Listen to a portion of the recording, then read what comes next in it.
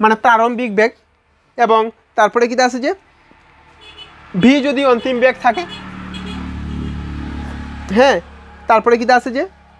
সরণ সরণ মানে এ যদি থাকে সরণ এখানের মধ্যে সরি ত্বরণ কইতে আসলাম এবং সরণ যদি এস থাকে আমরা এতটা জিনিস থাকি আমরা কিটা পাই আমরা একটা ফর্মুলা পাইতে আসলাম v square minus u square equal to twice s এর ফর্মুলা পাইতে আসলাম কিনা না এই ফর্মুলাটা আমরা জানি গতি চ্যাপ্টার আমরা পাইয়ে আসি এখন দেখো ব্যাপার হয়েছে কিটা আমরা এখান থেকে মনে করো এটা আমরা এইদিকে লই আইছি twice s equal to v square minus u square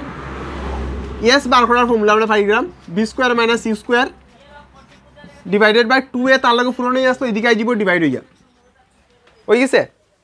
ভির মান এস এর মান পাই গেছি এস মানে কতটা তার স্মরণ হয়েছে কতটা হে জায়গা চেঞ্জ করছে স্থানান্তর হয়েছে এখন আমরা একটা কিতা জানি এখন আমরা জানি কিতা আমরা একটু আগে কিতা করছি ওয়ার্ক কোনো একটা বস্তুর উপরে আমরা কতটা ওয়ার্ক করলাম এফ ইন্টু এস করাম কিনা না এফ মানে কিতা এফ মানে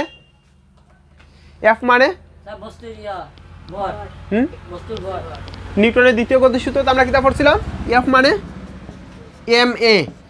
F equal to m a নিউটনের দ্বিতীয় গতির সূত্র খেয়াল আছে হ্যাঁ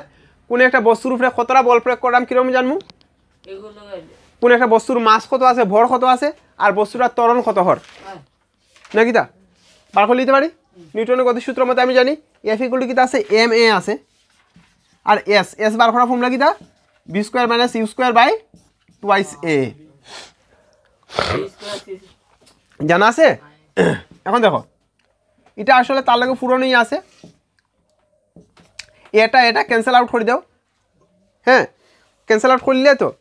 এখন দেখো এই যে টুটা নিচেও আছে মানে তারা আমরা হাফ কইতে পারবো half of m v square minus u square বুঝা গেছে কিতা হয়েছি এখন দেখো এখন মনে করি যদি আমি জানি ইউ মানে কিতা আছে আমার প্রারম্ভিক বেগ মনে করো যে বস্তুটা যে সময় আমরা প্রথমে শুরুয়াতে আসলো হে বইয়ে আসলো চুপচাপ আসলো স্থির অবস্থায় আসলো যদি কোনো বস্তু স্থির অবস্থায় থাকে তে কিতা থাকবো তার প্রারম্ভিক বেগ কিতা থাকবো শূন্য থাকবো ওরকম হয় না কোনো একটা বস্তু স্থির অবস্থায় থাকে তার প্রারম্ভিক বেগ শূন্য থাকবো যে সময় তার গতি খরাইবে তার অন্তিম বেগ ডিফারেন্ট হইতে পারে আমরা যদি মনে করি এখানের মধ্যে তার প্রারম্ভিক বেগটা শূন্য আসলো তো শূন্য মানে ইউ এর মান শূন্য শূন্যর স্কোয়ার মানে শূন্য কোনো যে ব্যাপার নেই ভি স্কোয়ার থেকে শূন্য মাইনাস হয়ে গেলে তো ভি স্কোয়ারই থাকবো তো আমরা লিখে দিতে পারবো এখানে half of m v square লিখতে পারবো কিনা না তো আমরা কতটা ওয়ার্ক করাম এখানে half of m v square ফরাম কিনা না half of m v square ফরাম তো হ্যাঁ তো আমরা একটু আগে পড়ছি কিতা আছে যে আমরা একটু আগে পড়ছি কিতা কোনো একটা বস্তুর মধ্যে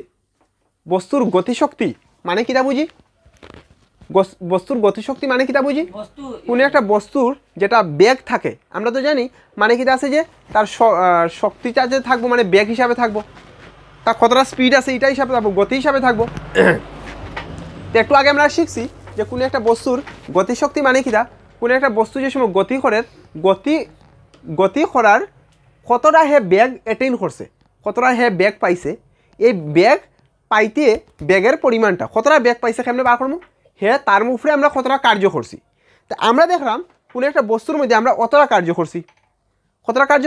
half of m v square কার্য করছি যেহেতু জানি আমরা কার্যের পরিমাণ আর তার বেগের পরিমাণ সমান হয় হ্যাঁ তার গতির পরিমাণ সমান হয় তার লাগে আমরা কি তারা কিতা হইতে পারি ই কে হইতে পারি E K equal to half of m v square মানে কাইনেটিক এনার্জি ই কে কিতা বুঝে যাব গতিশক্তি সমান কিতা half of m v square আর এটা হলো গা কাইনেটিক এনার্জির গাণিতিক রূপ মানে আমরা যদি গতিশক্তি বার করতে হয় m v half of m v square দিয়ে বার করব ক্লিয়ার প্রবলেম আছে